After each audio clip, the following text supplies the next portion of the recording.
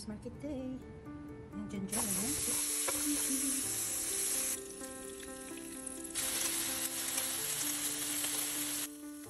Ang ating nakarat na breakfast.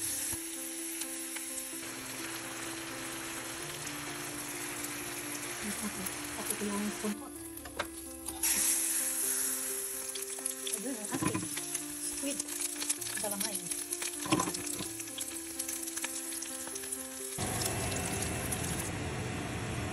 My fruit salad. How does it curry salad? 2 minutes. Perfect ang pagkaluto. Baked whiting fillet.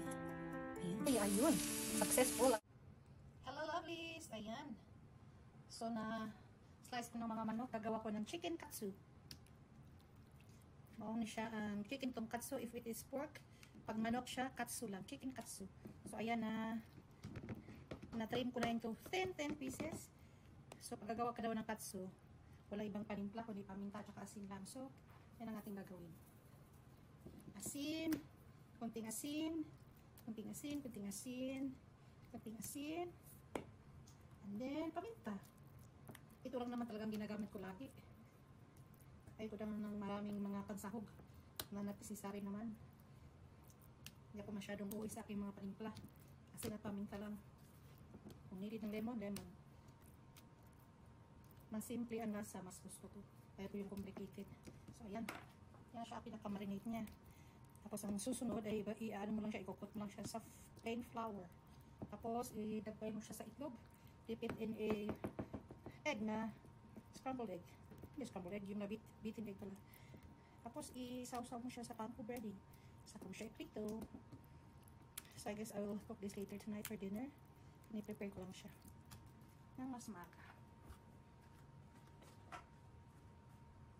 Ito ng ating manok na marinate ko na kanina. Yan ang ating panko breading. Yan ang ating egg. Tapos maglagay tayo ng harina dito.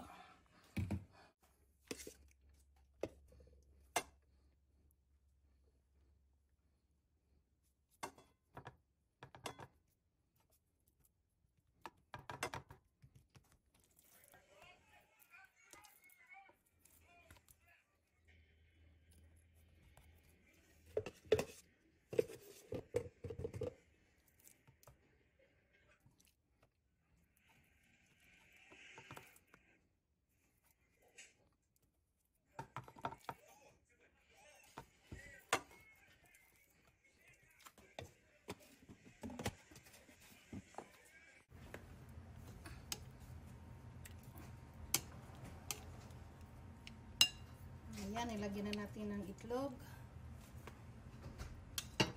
Tapos, natin na ilagay sa panko breading. Ito yung first slice.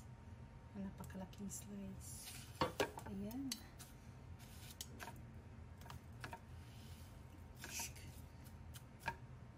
Dapat well coated siya.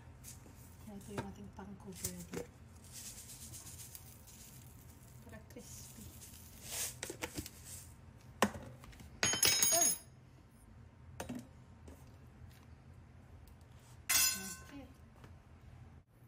Okay, tayo magpiprito na. Unahin natin ang ating pinakamalaking slice. Chicken katsu.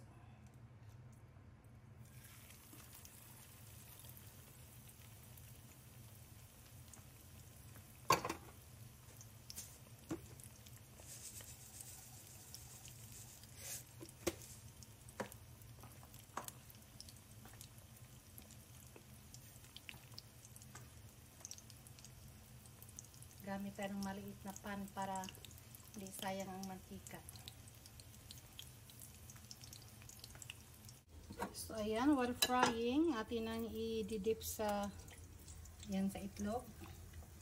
Ang ating next batch. And then dito sa panko breading. Hindi ko na kinakamay para hindi na maghuhugas. Ayan. And then just repeat. Ito mas maliit na slices para mas madaling maluto. Okay. Repeat. Ayan.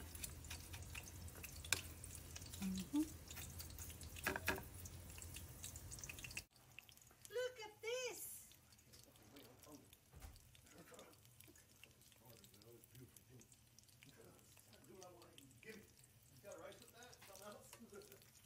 rice.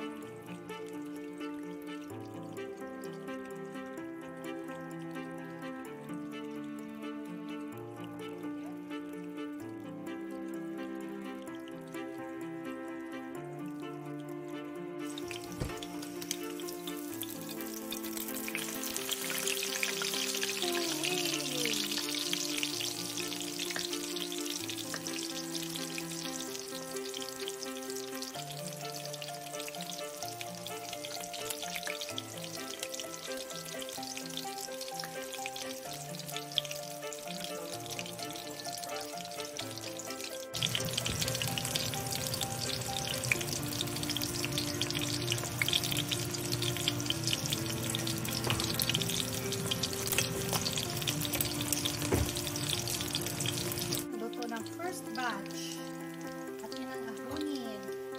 Yan, handa ng ating paper towel.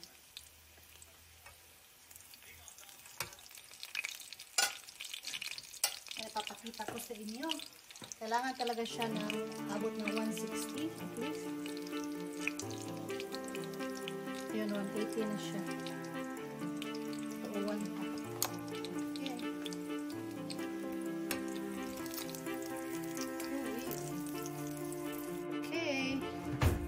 Batch na tayo ng ating pagpiprito. Okay, ayan. Ito maliliit na pieces.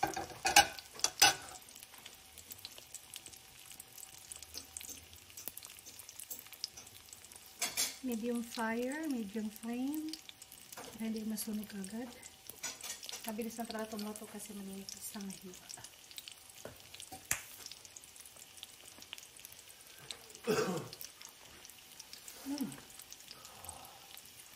Okay.